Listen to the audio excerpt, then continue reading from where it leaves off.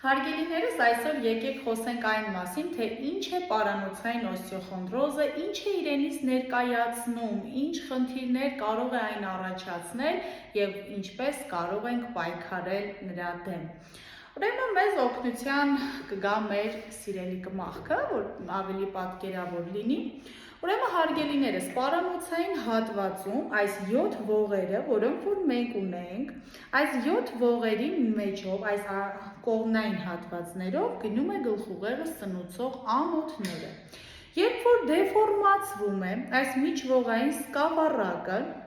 այսինքն իր առանցքից դուրս է գալիս, իջնում են ողի մարմինները, ինչ է տեղի ունենում այստեղ։ Դա պարանոցային օստեոխոնդրոզն է, այսինքն ողնաշարային դեֆորմացիա։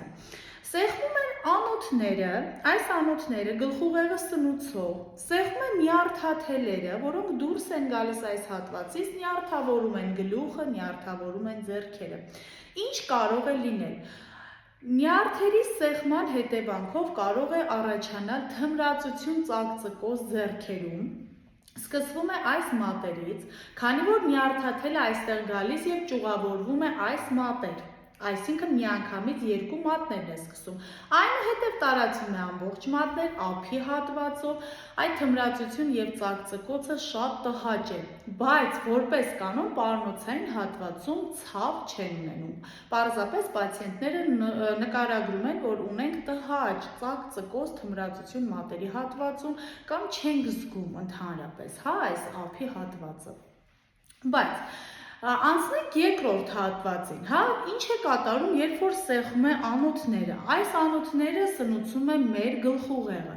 երբ որ սեղմվում են անոթները, այստեղ կարող է առաջանալ գլխապտույտ, ճնշման բարձրացում, աչքերի առաջ մշուշ, երբեմն սև կետիկներ է հայտնվում պացիենտների աչքերի առաջ, ընդհուպ վերջին աստիճան օստեոխոնդրոզի ուշագնացությունն է։ Մենք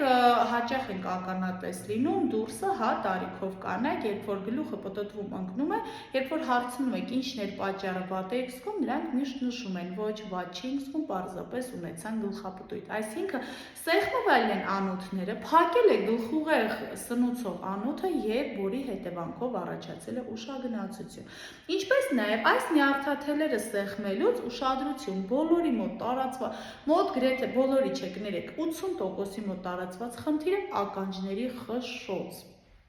Հաճելի չէ այդ խշշոցը, հատկապես երբ որ փակ տարածությունում եք լինում, անընդհատ ականջի մեջ ինչ-որ խշշոց։ Վնասվում են նյարդաթելերը, հետևաբար դուք զգում եք այդ տհաճ ձայնը։ Այսինքն պարանոցային օստեոխոնդրոզը կարող է առաջացնել այսպիսի մի շարք խնդիրներ, որը գցում է մեր կյանքի որակը։ Ինչպես կարելի է պայքարել նրա դեմ։ 6 ամիսը 1 կամ տարին 1 անհրաժեշտ է կատարել բուժական մերսումներ պարանոցային հատվածում, որպեսզի խնդիրը ավել չխորանա։ Քանի որ երբ որ այն դեֆորմացվում է, ուրեմն ինչ է տեղի ունենում։ Այս վերևի ու ներքևի ողը, երբ որ ոսկրային աճեր են տալիս,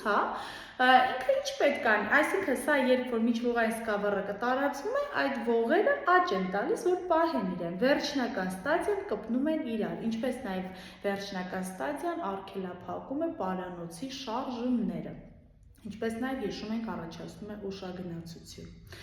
Այնպես որ եղեք տեղեկացված և առողջ, ինչպես նաև պետք է կատարել պարանոցային հատվածի վարժություններ, որը որ շատ կարևոր է, որպեսզի կանխենք այս խնդիրը։ Եղեք առողջ։